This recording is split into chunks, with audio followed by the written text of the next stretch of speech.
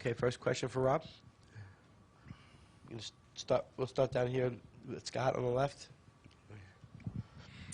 Rob, the big strikeout in the 7th inning with Alvarado. Why did you like him in that spot? And you know, how important was it for him to kind of have a moment like that early on in the postseason?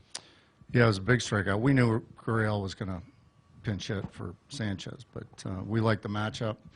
The cutter's been fantastic the last 3-4 outings with Alvarado, so we just like the matchup. Wills was kind of running out of pitches at that point, but Wills was fantastic all night. I mean, this guy's been consistent all year. He's been really good, but I thought tonight his stuff was as good or better than any other start all year.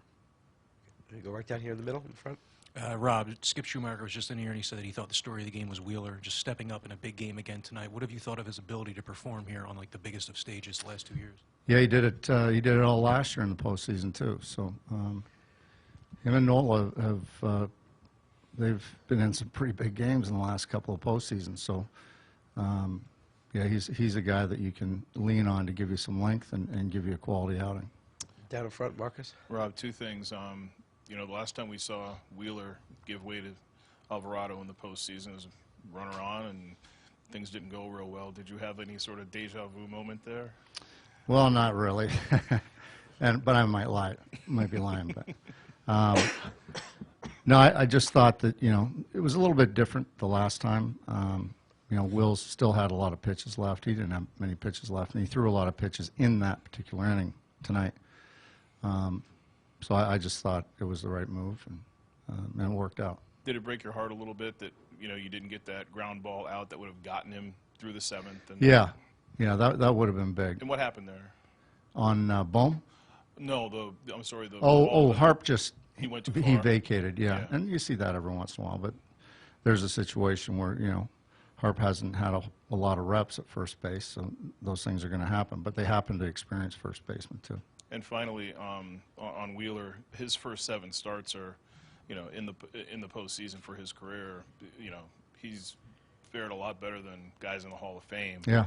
Do you think that people maybe don't appreciate what he's been really since 2018, and especially now that he's done it, you know, in at least 7 starts in the postseason? Yeah, I hope they appreciate it, because I certainly do, and I think everybody in this organization appreciates what he's done, because it's been phenomenal. And tonight is no exception, so hopefully he keeps it going. We're going to go down here on the right.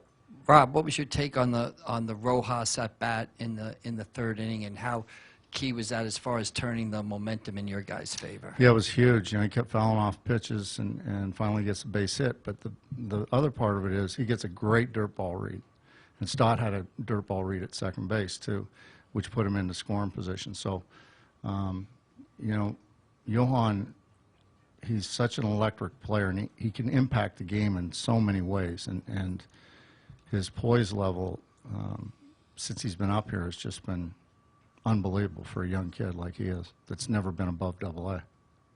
Straight back in the middle. Rob, what did you make of the night Dusty Wathan had at 3rd base? Was it the right decision to hold Schwarber in the 1st, and then should he not have put up the stop sign for Harper later in the game?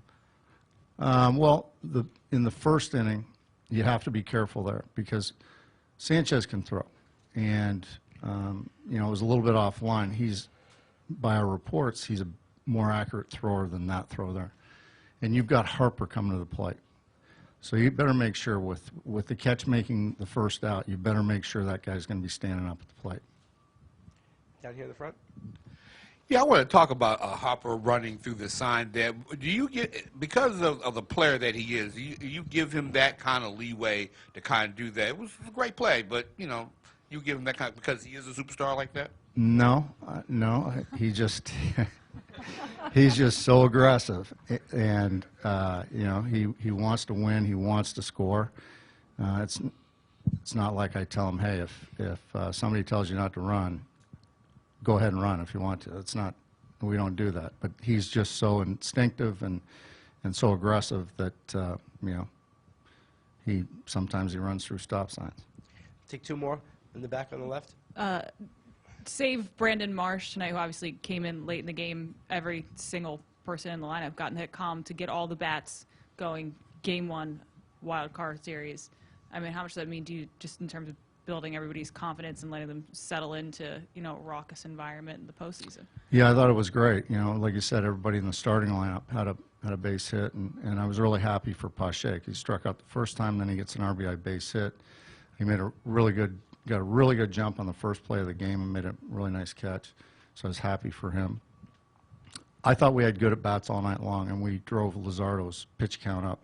I think he had 24 pitches after the first inning, and we drove his pitch count up and got him out in pretty good time. So, yeah, I was happy with the at-bats. I think that'll build some confidence going into tomorrow.